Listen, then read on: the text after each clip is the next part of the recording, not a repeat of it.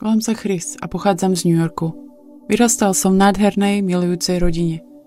Ako najstarší z 3 chlapcov som bol vzorom pre svojich bratov. Všetci sme hrali lacrosse, všetci sme boli plavčíkmi, všetci sme študovali na tej istej škole v Connecticute na Quinnipickej univerzite. Keď prišiel čas na ukončenie štúdia, ja jediný z celej rodiny som opustil New York. Rozhodol som sa ísť do Kalifornie. Tam som chcel začať svoj život. Bol to čistý list, čistá stránka. V Los Angeles som nepoznal ani jedinú dušu. Prakticky som sa tam len vyplavil na breh ako 23-ročný mladík. Chodil som na pohovory a prežíval bežný každodenný kolotoč veľkomestského života. V apríli 2012 som bol na narodeninovej oslave priateľa. Bola nedeľa večer, 9. hodina, sedeli sme v reštaurácii. Všetci sme sa bavili. Tú noc som nepil alkohol. Myslím, že som mal len zázvorový čaj. Začali rozdielovať kúsky torty, nebolo na tom nič podozrivé. Nič vôbec, bol to len ďalší z tých automatických momentov v živote. Podávali tortu. Vyzerala ako čokoládová a ja si pamätám, ako som si vzal malý kúsok, vložil si ho do úst a prehltol.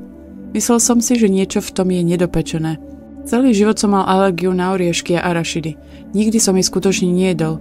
Neviem, ako chutnajú. Mám predstavu o tom, ako voňajú. Celý život som sa im vyhýbal. Vždy som vedel, že mám alergiu, ale 24 rokov som netušil, aká vážna vlastne je. Ako dieťa som vždy mal pri sebe EpiPen. Častokrát bol expirovaný, pretože za 20 rokov sa nikdy nič nestalo. Pamätám si, ako som to prehltol a pomyslel som si, Ježiš, čo som to práve zjedol. Uvedomil som si to až po tom prehltnutí. Veď v tej chvíli sa rozprávate s ľuďmi, je to niečo, čo robíte 100 000 krát. Takže v tom momente, hneď potom, som bol v šoku. Tedy som si uvedomil, že v tej torte bol arašid. Spočiatku som necítil žiadnu reakciu, len som pocítil mierne pýchanie na perách a jazyku. Pamätám si, že som si dal trochu sódy, možno to vypláchne ten pocit z úst. Povedal som si, vieš čo, idem domov, je nedeľa večer. Vezmem si 2 Benadryly, dobre sa vyspím, ráno sa zobudím a nebude problém. Tak idem domov. Ležím a rozmýšľam. Ako sa cítim, je mi teplo? Je zapnutá klimatizácia alebo je len horúca noc? Dýcha sa mi ťažšie? Všetky tie malé myšlienky. Deje sa niečo zlé? Môže sa stať niečo zlé? Alebo si to len namýšľam a je to moja nervová sústava? Preháňa kvôli tomu, čo sa stalo? Povedal som si, dobre, idem sa pozrieť do kúpeľne. Pozriem sa, kde mám tie EpiPeny, pre istotu. Ak ho teda ešte mám a či nie je expirovaný. Našiel som EpiPen, bol expirovaný. Počul som, že funguje aj po dátume spotreby, ale naozaj neviem. Pozriem sa do zrkadla. Som červený. Mám vyrážku na krku, na tvári, na rukách, pod pazuchami. Myslím si, dobre, teraz už fyzicky reagujem. Potom som začal cítiť, že sa mi sťažuje dýchanie. Hovorím si, dobre, musím urobiť rozhodnutie, zhoršuje sa to čoraz viac. Tak ma napadlo. Toto urobím. Je nedeľa večer, chvála Bohu, že je nedeľa večer v Los Angeles, bude okolo 11. Na cestách nikto nebol. Odveziem sa do nemocnice. Sadám do auta a začínam šoférovať. Dýcha sa mi výrazne ťažšie. Dorazím do nemocnice a vrhnem sa na pohotovosť. Pamätám si, ako som vošiel dovnútra a videl sestru za pultom. Pozriem na ňu a hovorím, mal som alergickú reakciu, potrebujem pomoc. Teraz. A ona na to, máte doklad totožnosti? Vyťahujem peňaženku, aby som vyťahol vodičský preukaz a v tom momente sa mi zhoršujú motorické funkcie. Nemôžem vytiahnuť doklad z peňaženky s tými malými štrbinami na kreditné karty. Nemôžem ho dostať von. Pamätám si ju aj teraz po 10 rokoch, ako vyskočila a potom ďalšia sestra a chytili ma. Prakticky ma vzali každá z jednej strany a okamžite ma zaviedli dozadu na lôžko. Bol som obklopený zdravotníckym personálom. Pamätám si jasne ako deň, aké to je byť pri plnom vedomí a uvedomovať si, že nie ste schopní dýchať a byť v tom momente. Neviem, či to prežijem. Toto je naozaj zlé. Toto nejde dobre.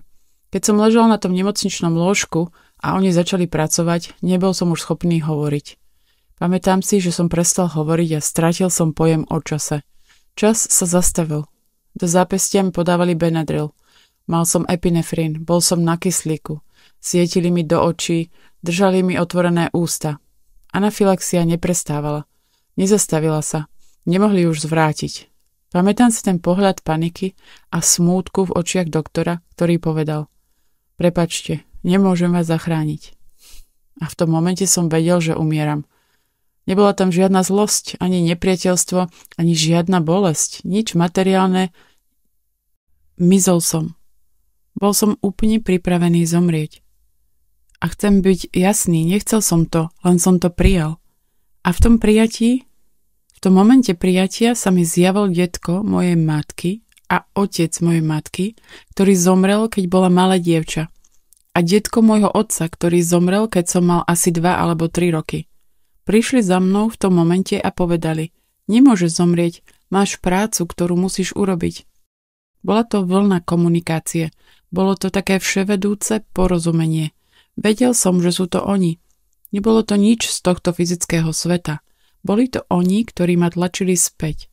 V tom momente sa to zmenilo z prijatia na: Dobre, budem bojovať. Nie, nemôžem ešte zomrieť.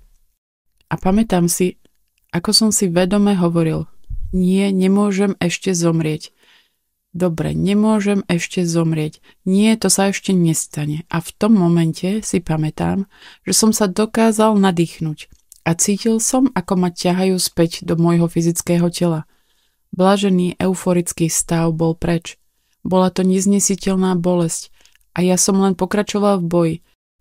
Lapal som po dychu. Potom v priebehu nasledujúcich 7 hodín som sa stabilizoval. Vyrážka zmizla. Anafilaxia sa zastavila. Pamätám si, ako som sa pýtal sestry: Ako dlho som tu bol? 40 minút? Povedala: Nie, boli ste tu 7 hodín a ste nerozpoznateľne lepšie oproti tomu, ako ste vyzerali, keď ste vošli. Na škále od 1 do 10, 9,5, mysleli sme si, že zomriete.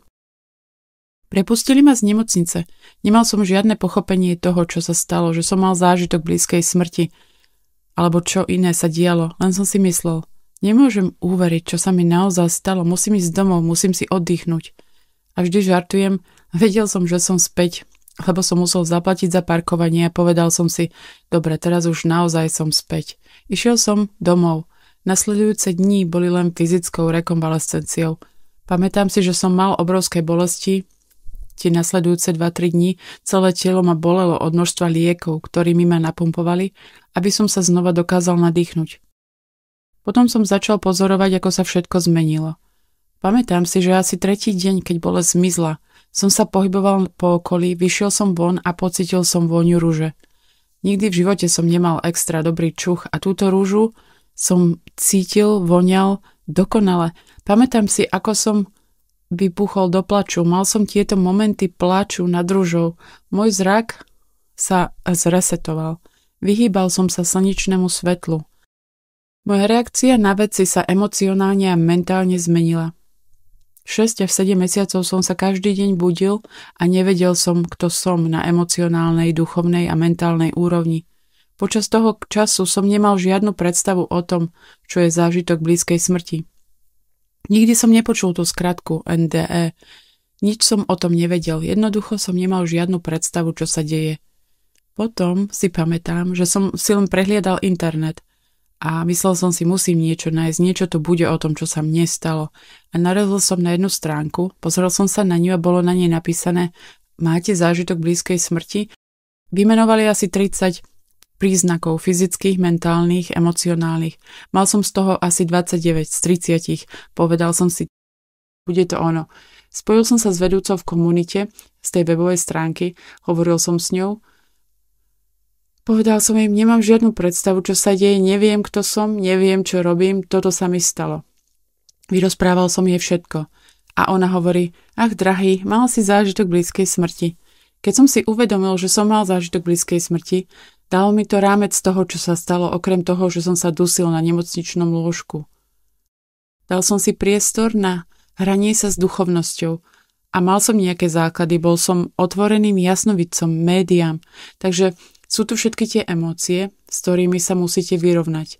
Je tu rekonvalescencia, je tu integrácia, je tu ten duchovný aspekt, mentálne vyrovnávanie sa. Dobre, teraz som v spoločnosti, som v tomto fyzickom svete, v ktorom žijeme, ako mám fungovať. Keď ma niekto pýtal, čo sa mi stalo, chcel počuť príbeh.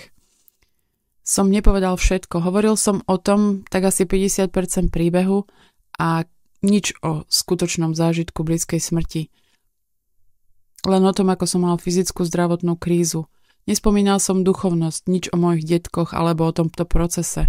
Trvalo roky, kým to vyšlo na povrch. Posledných 10 rokov a stále to pokračuje. Stále je to len integrácia. Je to celoživotná cesta. Hovoriac ako niekto, kto to zažil, cítim, že zážitok blízkej smrti je len 5% príbehu. A potom 95% príbehu je to, čo urobíte potom. Nemal som prežiť. Z akéhokoľvek hľadiska som tú noc mal zomrieť. Som šťastný, že som tu. Dostal som druhú šancu. A čo s ňou urobím? To je to, čo ma v živote odvtedy skutočne vedie. Môžem pohnúť ihlou trochu akýmkoľvek spôsobom. A keby to bolo niečo také malé ako zdvihnutie kúska odpadu, byť si vedomý a snažiť sa pridať k pozitívnemu. Nie som tu na to, aby som zachránil svet, ale môžem dosiahnuť vyššiu úroveň vedomia. Môžem byť v stave vďačnosti vzhľadom na všetko, čo sa stalo? Hlavne preto o tom hovorím verejne a otvorene. A to, čo ma po 8 rokoch mlčania konečne donútilo hovoriť o tom úplne a otvorene, bolo moje rozhodnutie, že sa chcem odvďačiť. Neviem, kto to počuje. Neviem, kto počuje, čo rozprávam a o čom rozprávam. A ako im to pomôže, či už majú ťažké obdobie v živote, alebo hľadajú odpoveď, alebo nejaký pokoj, alebo útechu. A moje vyrozprávanie príbehu im snáď pomáha, dáva im to, čo hľadajú, možno ich trochu posunie dopredu, dá im nejakú útechu. Preto to robím. Robím to ako službu. Možno je to môj spôsob, ako povedať vesmíru ďakujem. Musím sa niekomu ovďačiť za toto. Neviem, či je to energia, Boh alebo vesmír, nie som si istý. Ale viem sám v sebe, hlboko vo vnútri, že som dlžný. Ďakujem niekomu alebo niečomu. Nevrátil som sa bez dôvodu. Neviem, aký ten dôvod bol, ale budem žiť autenticky a budem pomáhať ostatným. Vaša podpora nám dáva krídla. Pridajte sa k nám s tlačením tlačidla odber.